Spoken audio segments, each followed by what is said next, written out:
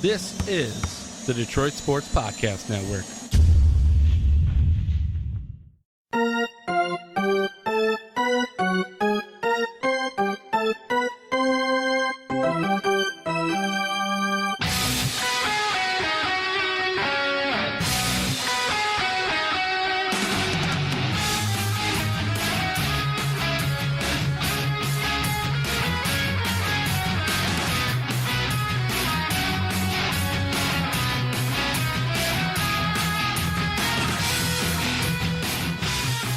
Hey, welcome back to Tigers Talk with Chirco and Company.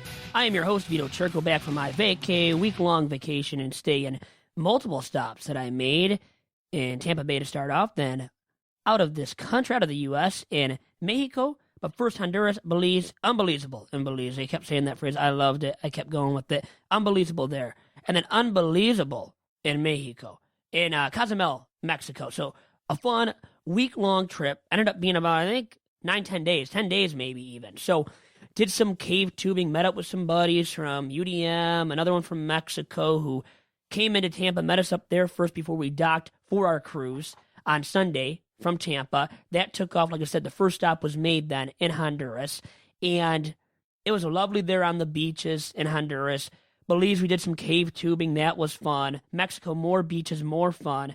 Great experiences, great laughs, lots of fun, lots of shared videos, too, and photos on Facebook. Doc, you were all about it, liking my photos and sharing my video of me singing I Believe I Can Fly. I knocked it out of the ballpark. Obviously, that was practiced. Not really. But we had some fun, a lot of fun, my roommate and I, and we would love to do it again, go for another trip. Maybe not that long of one, but you know what? Back to Mexico? Why not? And probably not next year, not in the budget really for me, and not really in the mood to take another week off of work in this podcast next year and going forward if I'm still doing the podcast, if you allow me to, Doc, because you are the podfather. But I think you will, and I'll be back, I think, in Mexico one day, at least to see my buddy who lives there in Mexico.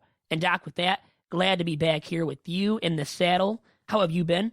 Everything's been great, man. I did miss hanging out with you on Tuesday, but I got an opportunity to do another one-on-one podcast. Had the digital producer from WXYZ Detroit, Maxwell White, came in here. We chatted a little bit about his role in terms of working with WXYZ Channel 7, doing the social media thing, and his access to being able to send out tweets to over 150,000 people follow WXYZ Detroit. Got a chance to talk to him. He's a big sports guy.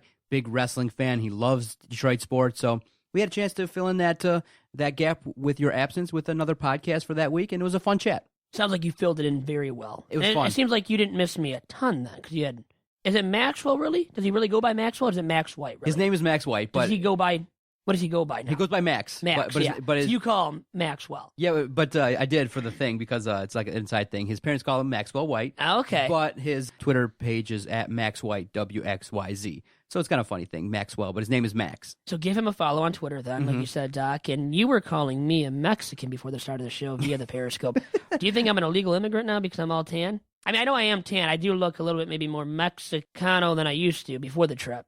Well, I always thought that if you were ever to travel, that you would draw attention to yourself. So, plus, you know, you are always carrying the cerveza on your trip, and you're an internet superstar. Internet viral superstar now. I figured come on. you'd be on at least one or two lists and not just be let back into the country. We can't just let any old person back. So, be like, what'd you do? What did you do in Mexico? Are you sure? Okay, show me your ID. Show me this. Show me that. Okay, fine. But you were let in. You had no problems. No you said problems, your travel was actually. smooth. And it's Smooth. nice to hear because you always hear about whether it be delays, whether it be just being stopped for some random reason. I understand that, being that I'm Middle Eastern. I understand the quote-unquote random check. Oh, yeah, it's always random, right? Where you get pulled aside and asked like 1,000 questions. But for you, I was like, okay, maybe you would be hassled, or maybe you would just get through. And it's good to see Homeland Security is just letting troublemakers into the country. They allow everybody now back in. And, you know, I had to get back, though, for Tigers Talk. So let's start it off today, Doc. And glad to be back. And injuries have happened. A few have piled up. Alex Wilson from before, now Cameron Maben, now Victor Martinez. Vimar at 37, no longer a spring chicken. This is a concern, a big-time red flag on the radar for the Tigers. In my opinion, it has to be a big-time red flag on the radar because it's in his left leg where he's had the knee issues in the past. You know, the major surgery in 2012 caused him to miss the entire 2012 regular season. Last year had trouble as well with that. And in the second half, he slowed down, was horrible, really. Not even great in the first half. And then in the second half, even worse. A career worst mark for himself. And just watching him, it looked like he was struggling at the plate. Couldn't hit from both sides of the plate, Doc. It was drastically bad and different from what he did in 2014 with the Tigers. And I hope Vimar gets back to an even playing level where he at least is more back to his old self, where he's that leader on the field, can be that, with his hitting ability, obviously, as a switch hitter, but also inside the clubhouse being that guy that's always full of energy. But when he has this injury, these lingering problems, well, you know what? It takes away from that, the vocal leadership as well, because he can't be around the ball club as much and can't be into it or energized as much, Doc. Well, this particular injury, mild hamstring strain. Yes, I think your concern is this going to be lingering throughout the year? Yes. Is it going to be recurring? This particular injury they think is mild. They think he'll be back DHing by Saturday. But I think what most people are concerned about with Victor Martinez and with a lot of the older veterans is, are they going to be durable in crunch time? And I think that everybody is a little bit okay and justified to be worried because Victor Martinez is older, and now you're starting to see what can happen when you allocate a lot of funds to older players. Victor Martinez is going to be counted upon to be a valuable member of this team. And if he's going to be coming up with mild hamstring strains, imagine if you're in a playoff race, if you're in that final week of the season and you're in that push, any given play, Victor Martinez could go out with an injury.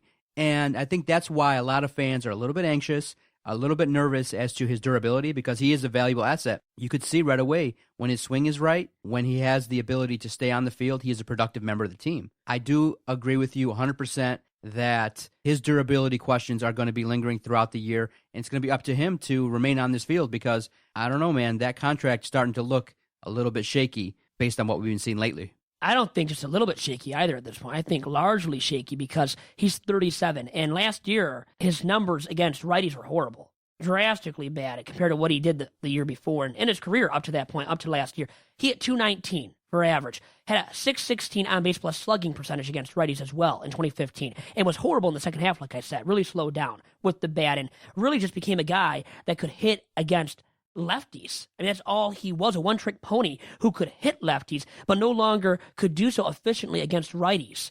And he, in the past, has given the club the luxury of being a switch hitter. And right now, you got Ghost, who can hit from the left side, and Vimart. And for me, if he can't truly hit from the left side then against righties, get it done efficiently, which was the case last year when he couldn't do it efficiently against righties from the left side of the plate, well, then he's a one-trick pony. He will be a guy that can just hit lefties from the right side of the plate. He'll be a right-handed hitter, and the Tigers don't need it. They can't afford to have that happen to Vimar. Not to have it happen completely to him, where he's solely a right-handed slugger who only can hit the lefties because they need left-handed bats, and Vimar really provided that in the past prior to last year, Doc. But in regards to the injury, I think it will be lingering too, and I think they're covering it up by saying what they are right now with it being a mild left hamstring strain. I think they're just saying that and diagnosing it as that, because I think it's more serious than they're leading us on to believe. I think that's the case truly with this injury for Victor Martinez, because he has dealt with the left leg, left knee injury problems in the past, had the major surgery, missed all of 2012, was hampered by it last year, and got hurt before the season started, and was never the same after that at the plate. So right now I am hugely concerned, and I could see him extremely struggling and this injury flaring up throughout the majority of the season. And then if it does, like you said, if they're in the thick of a pennant race, well, then it's even a bigger concern because they need his bat definitely in the middle of that order. Even if he slides down to the fifth spot where I think he should be going forward, and even for the start of opening day, I think he should be the fifth batter. Right now, it looks like it will be JD. If Vimar can get past this, which it looks like, as they're saying, it's just a mild left hamstring strain that will cause him to miss a few spring training games. So that means he will be back by the start of the season for opening day and will be the cleanup hitter, and JD Martinez will hit fifth. But as I explained in my recent article for the Detroit Athletic Company blog, I think by the end of this season, I think it should start right away to start the year, but I think by the end of the 2016 campaign, Vimart will be entrenched as that fifth batter. I think JD Martinez will be implanted as the fourth hitter and should be the established fourth hitter, even to start the season. But I think to start the year, Brad Ausmus will utilize Vimart there and then JD as the fifth hitter. Wow, I was just looking at Baseball Reference, and I was going to do an over-under with you. And I was going to say, okay, what am I going to set it at? Not knowing before I looked what his percentages were, what his stats were in 2015. But the exact number I was going to set the over-under at 120 is the exact number of games he played. And that's what in he played. 2015. Only 120 games last year. And that's down from 151 in 2014. Yes. So I'll set the over-under at the number I had originally set. Over-under, Victor Martinez playing 120 games in 2016. Under. He's Really? 37. This injury will flare up once again with it already happening in spring training. And, it's getting closer and closer to the start of the regular season, remember, too. So I think V-Mart will have this injury problem throughout the majority of the regular season, which will cause him to play in less than 120 games. And that was extremely low for himself last year. So I'm going to say under 120 on that over-under prediction for Big Vito's over-under, right? We've labeled it that in the past here on Tigers Talk Doc. You got to remember. No It's disrespect. Big Vito right here. Big Vito's over-under. Victor Martinez, 120. I'm going to go over. And so are you willing to make a little small wager? Let's make a wager. A little ice cap, Yeah. at the end of the season if he plays over 120 games. I like that small side bet. You know what? How about Okay. I get it if he plays under? Because I like my ice cappuccinos too, and I love Timmy Ho-Hos, as I call it. Yeah, Support. exactly. So I'll get the ice cap, right? If he plays under 120, you'll get it if he plays over that. At the end of the season. Correct? I like that. We'll add maybe a couple other bets as the season goes along. Maybe we can make a little meal of it. So we could probably end up There we buying go. other It'll meals. end up being a meal. I like Exactly. that by the end of the season. Okay, I got over. I think that he's going to recover. I think that if it's a mild injury and he knows how to rehab himself, he, like I said, designated hitter. So all he's got I to know, do. but it should have been. How about that last year when it wasn't a significant injury? They said going into the regular season, he missed time, but was ready for the regular season and still was hampered by it. So just saying, it's happened before to him in a similar injury, not the hamstring, but still in that left leg. It's the left leg that really scares me, Doc. Well, I'm going to go with the fact that he's going to know how to rehab. He's going to get himself well. They'll shut him down in appropriate times. And remember, he's still got a leeway for me. 40 games he can rest. And I do believe Brad Ausmus will take advantage of that. Yeah, the thing that a lot of people got upset with Jim Leland about was he would rest his players at times when you'd go, why would you do it this time? And I do believe Brad Ausmus this season will allocate the proper times that these guys are going to play, especially the older cats. And I think that he'll have a chance to play a lot longer, maybe in 128 to 135 games this year. So maybe he gets to 130, pretty much is what you're saying. You don't see a lot more than that, because I think he will give him an ample amount of rest time, where Jim Leland maybe didn't do that in the past when he was a skipper for the Tigers. But still, Brad Ausmus, I think, almost played him too much still last year, or at least in the positions that he did. He played him at first base at one point last year, and I didn't understand that. Another reason why I think Brad Ausmus is stupid, if I want to go on a diatribe about why he's stupid, we could forever and ever as a segment here on Tigers Talk Doc, because I think he truly is at times and was last year in many situations there for the Tigers as a whole. And playing V-Mart at first base last year when he was dealing with the left knee issues all season long, hampered all year long at the plate by that. Only, as I said, could hit lefties, hit 219, 616 OPS versus righties. Was, because of that, truly solely a right-handed hitter. A guy that could hit the lefties from the right side of the plate, and that was it. And I wanted to ask you now, another over-under prediction here as part of Big Vito's over-under here on Tigers Talk. Now, over or under that 219 batting average and 616 on-base plus slugging percentage against righties, which he recorded last year. I say he's going to be over. I think that with recovery and the fact that he is a talented hitter from both sides of the plate, I believe that he will have a successful season and elevate his numbers on both sides. I know last year his batting average was significantly lower, I think at 245, but this year he will rebound and have the opportunity to come back and put up some strong numbers if he's in that lineup, game in, game out. So Doc says over. And I'll say over because you can't go much lower than that. And he's been a talented hitter. He knows how to hit. He's a professional hitter. They're all professional, but we throw out that phrase to describe guys like V-Mart who are extremely talented at getting it done. And because he's been a switch hitter, talented at both sides in the past prior to last year. But for me, I don't think it's going to be much more over than 219 and 616 for the OPS. I think he'll get to maybe 235, 245. Let's say 245. But then if he's only hitting 245 against righties, against lefties from the right side of the plate, he better be hitting 275 to 285 to be anywhere close to efficient as a regular designated hitter in the middle of the Tigers' order in 2016. So over for that, over for you with that, and then in terms of games played, under for me with the over-under wager being 120, over for you. Now, while you were away, we've started to now look at some players who have actually achieved this spring training. Obviously, the first one's Justin Verlander, who has done very well. He's going to make his next start, I believe. He would have made his start on Tuesday before this recording comes out. Correct. His third start of the spring training season. So he's done fabulous. I know his strikeouts aren't exactly, supreme, but he's getting a lot of guys out, and his numbers are very good. But a player that I want to talk to you about and one that is projected not to get a lot of at-bats in 2016, but is lighting up the stat sheet. Steven Moya has come out, and he has been on a tear. Yep. Everyone has kind of opened their eyes and been like, whoa, this guy is coming out of the woodworks. This is a talented guy.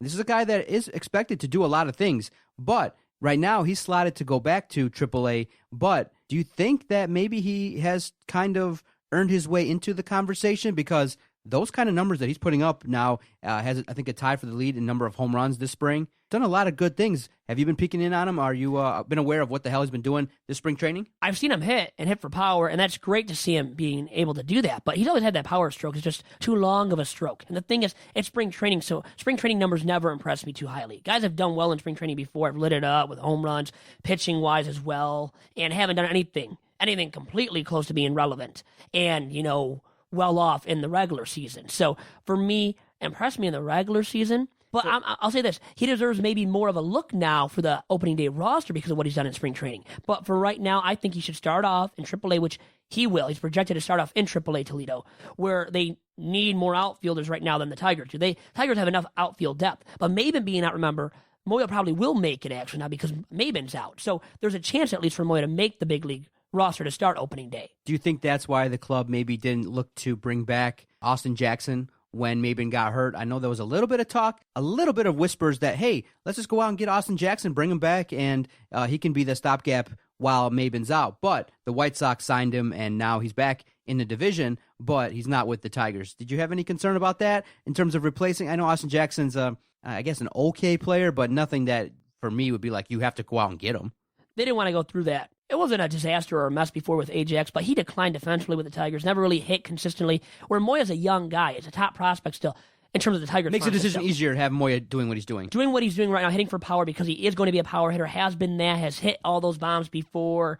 At the AA Erie level, remember, was great there and was the Eastern League MVP, I believe, hit, 30, 40 bombs. So he's done it before with the bat, but now he's got to show it against big league pitching consistently. Starting to do it in spring training, but him letting it up right now is more of an aberration, I think, than anything that he will continue to do consistently. So I want to see it more consistently before I start believing in Moya as actually a top-level prospect. Because right now, he's more of a bottom-of-the-barrel guy who we have some hope for, a glimmer of hope now because he's done so well. But in realistic expectations, I set the bar for him more towards the bottom of the Tigers' prospects in their farm system, at least at the AAA level. Doc. So for you, it's still show me more. Show me the money. Show me in terms of really AAA. The money for him is him being able to hit productively as a power hitter because that's his best asset. So let me see more power out of you first at AAA, and then you'll get the big league call up, which now, like I said, might happen because Maben, and let's talk about Cameron Maben now, out for 4 to 6 weeks, will miss the first few weeks of the regular season, is the latest report too for himself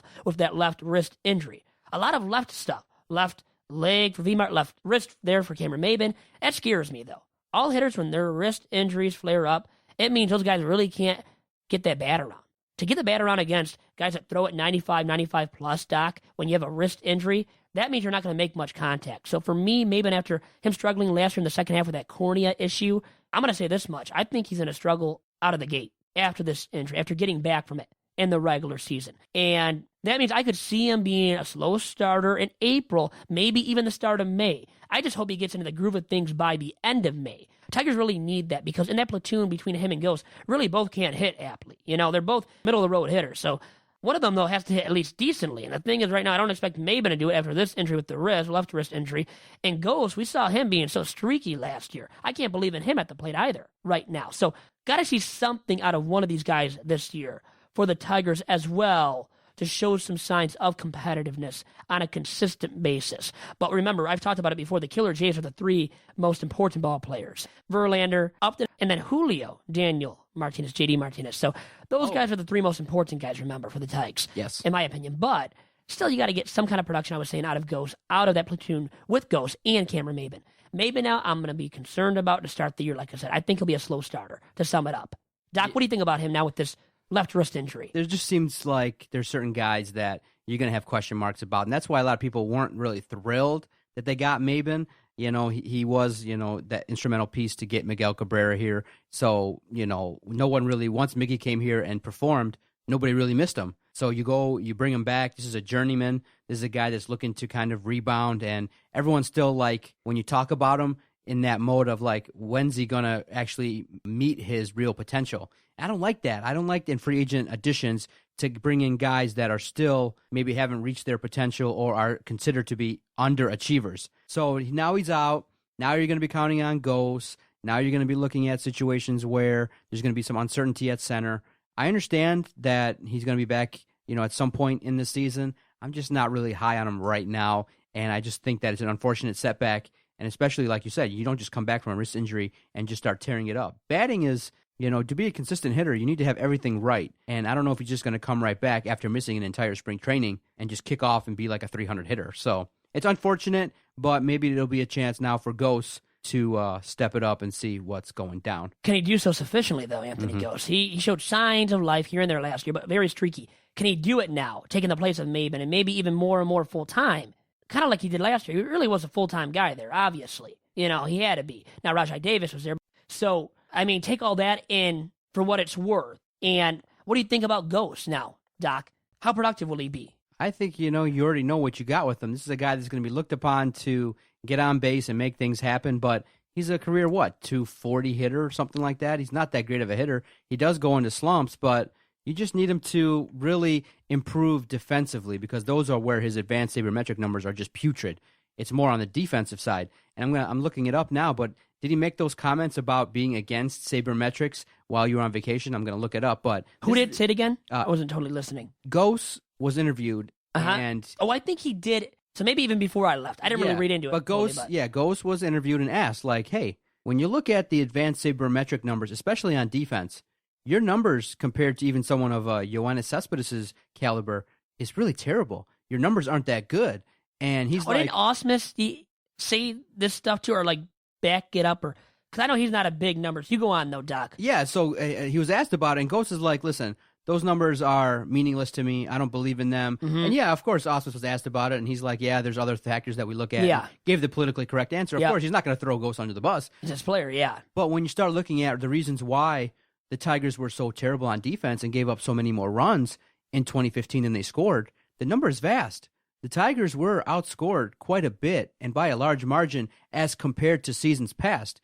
And so when you look at it, when you have a bunch of negative WAR defensive players and a bunch of players where their defensive stats are not that good, he was asked about it. And he debunked it and said, I don't believe in it.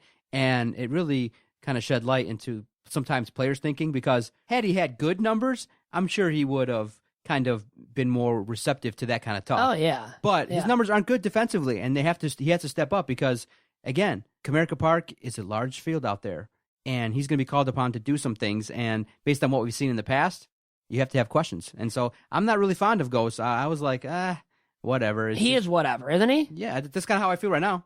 Yeah, he can be the flavor of the month or of the week, right? Be really streaky at the plate, but you said it yourself, Doc. Defensively, even when you look at the defensive metrics, I think UZR, some other defensive metrics that you want to throw out there regarding Ghost. When you look into it, really dive deep into it, you know what? Ghost isn't that great of a defender out there in center field. Really doesn't get it done with the glove consistently or very efficiently. So yeah, that's a downside of him, and he's already not a great hitter. So all around as a player, Anthony Ghost is not the best ball player that you want to have starting every single day in center field or whatever position it may be in the outfield, and the corner outfield as well. But he's a center fielder, going to be the starting center fielder along with, shifting with Cameron Maben, because you have Upton in left, JD Martinez in right. Last year, Cespedes was dealt, and Davis had to play more in left field and did so.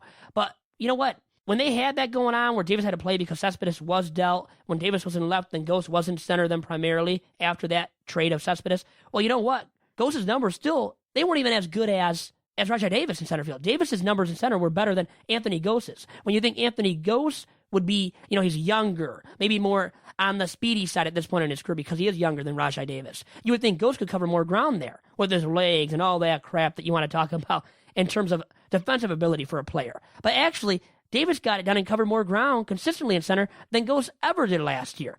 So for me, they're losing something even with getting rid of Davis. Davis might have even been better to keep than Ghost. Ghost wasn't a free agent and Davis was, and he signed with the Indians now. So that might sting a little bit for the Tigers, and especially now because Maben is gone for at least the first few weeks of the season. Doc, you have something. Yeah, so the articles started to come out the Friday after your last recording. Okay. That's what it was, and that's why I saw a little bit about it. Yes, exactly. So, and peeking in here at an Aaron McCann article from MLive, he writes, I feel I'm one of the better center fielders in the game. I could care less what some analytics thing says. Some guy putting numbers into a computer. Things are a lot different out there playing than some guy sitting behind a computer. I think it's a big scam. End quote. And so his numbers, when you look at it just on the basic level, said that he was pretty much average compared to other American League center fielders. And in looking at the article, they wrote an advanced number, an advanced stat called DRS, measuring the number of runs saved above the team average. His number was -12. So he was below it, and not by just a -1 or -2. That's extremely bad, I would say.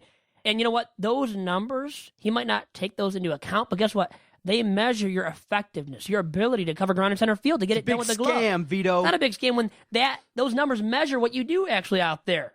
So that means he wasn't being defensively productive. And he's a subpar defender in center field. And Davis, like I said, had better numbers, analytically speaking, than Ghost did last year. Davis was a better, more capable center fielder with the glove. Think about that. So then with the new guys in the front office who are assigned to looking at these numbers, why was Ghost given the opportunity to be on this team and not Rajai Davis? Why was Davis, with the better numbers, let go? Being that the organization is starting this new trend and shifting towards looking at guys based on their numbers. So Anthony Ghost doesn't fit the mold. What's the issue? What's the fit then? What is the argument for Anthony Ghost? One big thing, really two things, but one big thing. Ghost, guess the age, 25. Davis is 10 years older at 35. There you go. Reason right there. And Davis Price here, he was a free agent, had the option to leave the ball club. Ghost is under contract and younger. Being younger, 25, 10 years younger, big difference maker right there for Ghost. And because they want to give Ghost another chance. Because he was a top prospect at one point. He actually was. Never has lived up to the bill, obviously. So we got to see more from him, more from Maven too, Doc. Okay, I agree with you 100%. We'll take a quick break, and then we'll come back with the second half of Tigers Talk. I'm having a good time, man, talking baseball. Almost time for opening day, man. Can't wait to share We're some almost stories. there. We'll be right back here on Tigers Talk with Chirco and Company. Looking for team apparel for your high school, your club sports team, or corporation? Look no further than Top Cat Sales, located on the east side of Main Street in downtown Royal Oak, between 11 and 12 Mile. Through founder and former University of Michigan quarterback John Wangler's leadership, Top Cat Sales has developed a tradition of selling and distributing custom Adidas team apparel with the highest quality and the very best service. Get your organization, school, or club team all in with Adidas today by going online to TopCatTeamSales.com. Once again, that website is TopCatTeamSales.com. Also, remember to follow Top Cat Sales on Twitter at Team Top Cat.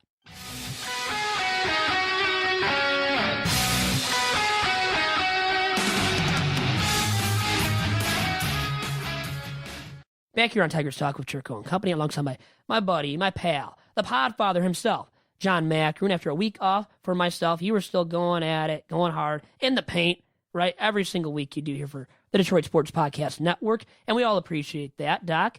And more injury talk here on the horizon, and we'll get right into it for Tigers Talk today. And I wanted to first bring up, in the second half of the show, Alex Wilson, the big-time injury concerns with him now. He's been shut down. Now he's going to throw from 120 feet a few times here, and then maybe he'll be able to come back, Doc. But the shoulder soreness, we talked about it before I left on that last edition of the podcast. How big of a concern is it for you now at this point? Now, has it changed at all, your level of concern regarding Alex Wilson and that shoulder soreness? Hey, as long as right now he's making incremental progress, and let's see now how he does after throwing from 120 feet. As long as you don't hear the big S word, no setbacks, then we're okay. I mean, luckily, spring training encompasses the entire month of March, so you have the ability to weather a few, nicks and cuts here and there and a few, issues that may pop up. But here's the thing. Again, this is what is kind of nerve-wracking with the Tigers, is that you got players that you're counting upon to do some damage and be productive. Alex Wilson's one of them. This is a guy that came in last season and really was a bright spot in that bullpen when everything was going to shit and everything was going terribly. And everything was, when you talk about that bullpen, everyone had their thumbs down, they would frown, and everyone would just talk about, really the weakness of this team is the bullpen and why hasn't it been fixed? He was actually a bright spot. And when he would come out there, he would, provide a sense of comfort most of the time. Now, there were some appearances where he came in and he struggled, But now, at any given time, his shoulder could go out. And so I just hope that if there are going to be injuries throughout the course of the season, let's just mount them up right now. And let's hope they don't occur in September and October when we really need. You really have to have a lot of luck, Vito, and I'm starting to see that now. This team is a major what-if kind of team. It is right now, big time. Big time what-if, and Alex Wilson's atop of that list. I'm just nervous a little bit that a guy with arm problems is going to be counted upon so greatly in this bullpen, and it's just a situation where we need to have a little bit of hope and faith that this guy is going to stay healthy and no setbacks. And when he comes in this year, he's got to come in and produce. Everybody's got to do their job. If not, you could be looking at, really, when you talk about boom or bust, the Tigers are right up there with a situation where if this goes south bad, you could be looking at a lot of guys being unloaded, and Alex Wilson could be one of them. It's boom or bust, big time. That's why they're only projected to win 82, 83 games. Maybe they'll only finish with 80, 81 wins. They might be a 500 ball club or sub 500 because they are so boom or bust. And an injury concern like this for Alex Wilson is not hugely a concern for me because of the fact that he's under 30. He's on the right side of 30, with that being said, at 29 years old, and was great last year, but he needs to be more of that now as a middle innings guy, and productive middle innings guy out of the pen for the Tigers in 2016. I think he will be that still, but the shoulder soreness still, with it flaring up in spring training, still concerns me a little bit, with all that being said, because at the end of the day, you still don't want to see anybody going down with that kind of soreness as a pitcher. But the thing is, Doc, he's on the right side of 30, and it happened this early on before the regular season. You'd rather have the injuries pile up right now, massively, than in the regular season, because they really can't have any of that happen. They can't afford to have any of that happen this year, the Tigers, any major or significant setbacks. If there is a significant setback with Alex Wilson and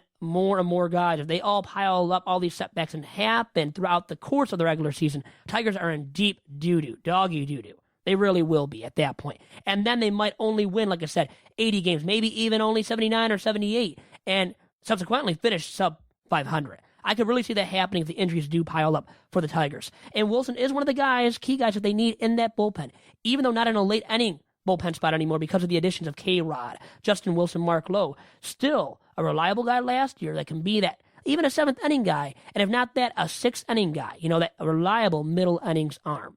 So a little bit concerned, but not extremely, because it's happening right now for Alex Wilson and because he's under the age of 30, Doc. And another guy, injury concern now, a little bit, not as big of one, but K-Rod, older than Alex Wilson, going to be the closer for the Tigers to start the regular season. And I like what he's done in the past. I mean, I think everybody does, K-Rod. He's been a reliable closer. But now, this swollen right ring finger. Now, he's not on the team's injury report with that swollen right ring finger. I don't know if you've ever had a swollen right ring finger injury happen to you. I've never had that happen myself, so I don't think it's extremely significant. But still, he had the visa issues, remember, before he got over here. And that held him back a little bit. And he's dealing with that, but going to make his second bullpen appearance, by the way. Second appearance of spring training today, on this day of the recording of Tigers Talk. So a little bit of a concern, but a much tinier concern than what Alex Wilson is dealing with, obviously.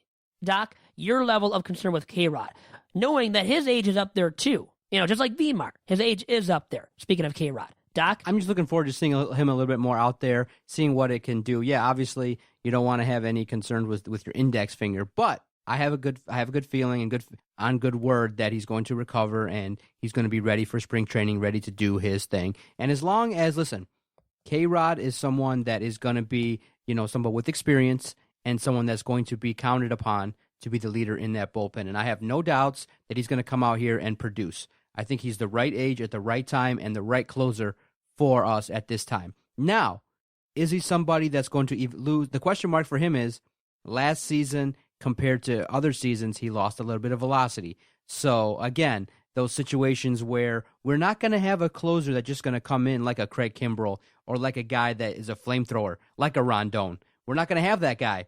We're going to have a guy who's a little bit more crafty, who's going to be a little bit more, working the inside-outside game and trying to pitch to contact, which for me is, as a person of, high anxiety when it comes to my Detroit teams, it's going to make me a little bit more nervous. I'm a guy that just, boom, send out the closer, 1, 2, 3, get off the field.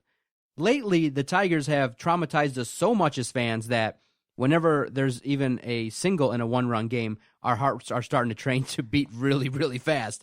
And so I just want him to go out there and try his best to not, make it like so much of a roller coaster. With all the closers past with So many Joe roller Nathan, coaster closers. Jose Valverde.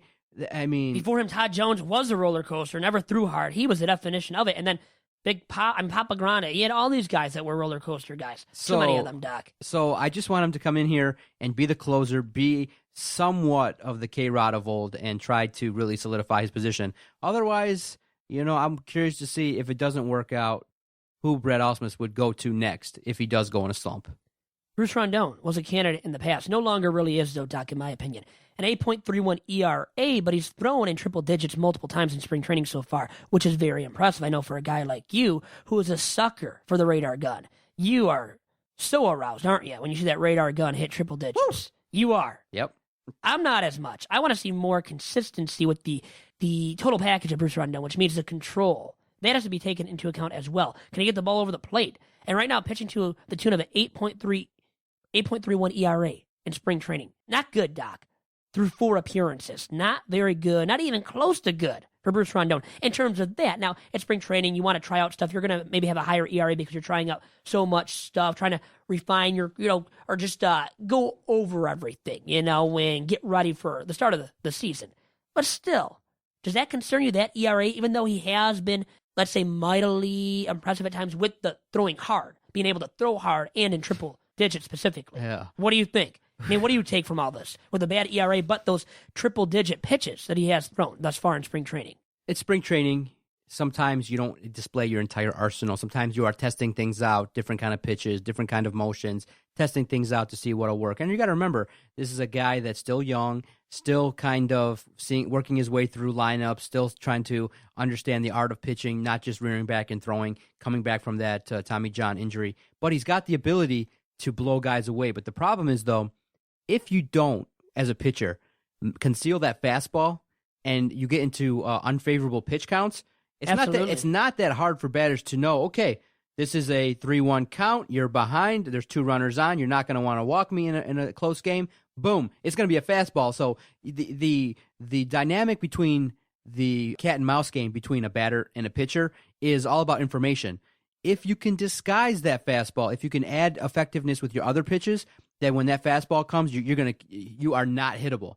But the cat and mouse game is fascinating in that these professional hitters know at certain times you're going to throw certain pitches certain ways. So he has to be on the other side of the cat and mouse game. And right now, the hitters have the advantage. But I do believe with pitching, with coaching, with the ability to kind of mix up your pitches, this is a guy that can turn it around, and you give him as many chances as you need. Maybe 1 or 2 more years. As many chances as you need. I know you love this Bruce Rondon, man. You're all about it. All about that. I'll scale back a little bit and say, give him maybe this season and maybe next. Oh, and please. After this year, I think he's done. I think if he starts slow or does anything bad again in terms of character issues off the field, even on the field, I think he's done because he's had those anger management issues in the past, too, as we know, Doc. And speaking of Bruce Rondon, and you made this segue perfect, we're going to debut a new segment here, Big Vito's Tweet of the Week. Okay, let's hear what we have. Where we break down an athlete in baseball that maybe spouts off, that maybe says something that's interesting via Twitter, because athletes and their Twitter accounts are very interesting. And maybe we'll segue a little bit, too, to outside sports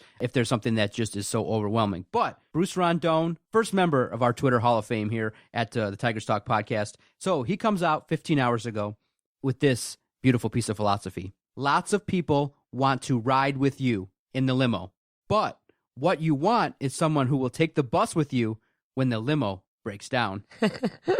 Wow, what a big philosopher there he is. Prayer emoji to stamp the tweet. So let's break that down a little bit. So does that mean that he is kind of starting to feel the heat a little bit of people that are kind of questioning him, kind of, kicking him while he's down, so to speak? Kind of with the reference of, hey, the people that I want close to me are going to be the people that no matter what happens, even if I'm, high flying, wheeling, dealing, a la Ric Flair, if he's that, he doesn't want people like that. He wants people that, if there is going to be chaos in his life, that are going to support him no matter what. So basically, me and you are not on his train, because me and you are ripping him left and right. Yeah, we're right off the train of being positive. I don't want to be on his bus. I want to be on his limo. I'm only gonna be on his limo. I'm not gonna be on his bus. I'm not going on a bus that's gonna break down. No way, because you feel like that when you're riding in Mexico or Honduras over there, like when I was there this past week for my vacation. So don't want to deal with any of that kind of feeling. And those experiences are negative experiences. But anyways, on a serious note, when you are down and out struggling, you want good buddies, good family members that will support you no matter what and be there for you in those times of trouble when you are struggling, whether it be on the mound for Bruce Rondon or off the field for any of us, including Bruce Rondon. So you need that in your life, and that's good. Kind of a very philosophical. I didn't know he was such a deep thinker, Bruce Rondon. Are you going to now follow him on Twitter? Sign him up for some philosophy lessons. I want to take some. At Bruce Rondon on Twitter. Easy follow. He's verified. And we just learned he's philosophical. But I was going to say, it's like how when you want a girl to ride with you no matter what, or anybody, your buddy too, when you're down, like I said. So you see there is something there. There is some meaning. So you want that chick to ride with you no matter what. No matter if you have money or if you're struggling and in the dumps. And your buddy, same thing. No matter if you have money or if you're in the dumps. You want those guys. And your female friends there with you no matter what, Doc. Now, as a psychologist, I can also present that you also need that friend that's going to kick your ass in the butt when you're slacking. You don't need a bunch of yes men around you. I do agree you need to have a balance. You need to have supportive people, and you also need that one or two friends that are allowed to dig into you and say, hey, put down the burger, put down the fries, and get back to what you got to do. Eat that salad. Yeah, and get your butt into shape, right? Get your butt into shape. Yeah. Get to the gym at 6 a.m. You need that guy that's going to pound down your door and say, hey, we got to watch film. Hey, we got to check this out. You're slacking. I mean, you're wasting potential, and I'm embarrassed to be hanging out with you knowing that you can throw 100 miles an hour and you're getting sent home for being lazy. You need a friend like that as well. And so I think that athletes are a little too sensitive nowadays, and they have to understand where people's intentions coming from. Now, the guys like you and I, we're just speculating on a bunch of things regarding sports because we love it so much. But in your inner circle of a friend, I would have a perfect mix. I'd have a lot of yes men for sure, and a lot of people that, kept it real with me. And even some people that might not even keep it real, that might just, whatever I say or do, just say it's not good enough. You did 7 podcasts this week. Why aren't you doing 10? You interviewed this person. Why don't you interview that person? Someone that just will keep ragging on you so that you're motivated to, shut them up and keep you going. So that's just my take on it. But Bruce Rondon, Big Vito's first Twitter award winner for Tweet of the Week. And Rondon's been in my doghouse, the Vito Jerome doghouse, for a long time because I don't have sympathy for a guy like that who seems to be thin-skinned. And I feel for guys that deal with some issues off the field, can't deal with some things here and there.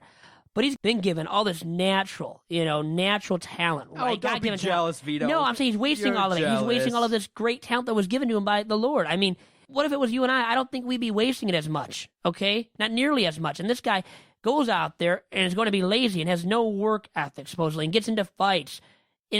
Calm down, buddy, and get yourself into shape. Get your behind into shape and get your act together. If he would, maybe there is something there inside of him that could come out and unleash this great ability on the pitcher's mound, where he would be a great relief arm then. Here's the thing. He needs that kick in the behind, it seems like, big time, Doc. Bruce Rondon 2016 theme, shut up the haters. Yeah. Just shut up the haters. Go out there and earn your keep. Period. Stay on the team. That's all I'm going to say. Yeah, shut up and get down to business, right? So if he does that, he'll have a roster spot in 2016. But right now, I'm not convinced. I'm not convinced that he's set on improving his ways. So that's my take there on Bruce Rondon. That's a great tweet to start off that segment on Tigers Talk. I like the new segment. You're welcome. Very good one with that. And with that, we're going to end today's edition of the Tigers Talk podcast. Always a pleasure with you, Doc, the Podfather. And this podcast always hosted under the umbrella of the Detroit Sports Podcast Network, courtesy really of Adam Strozinski, right? That's how you say his last name. And Doc John Macron. And then always hosted courtesy as well by DetroitSportsNation.com. Guys, we'll talk to you again next week for episode number 33 of Tigers Talk with Chirco & Co.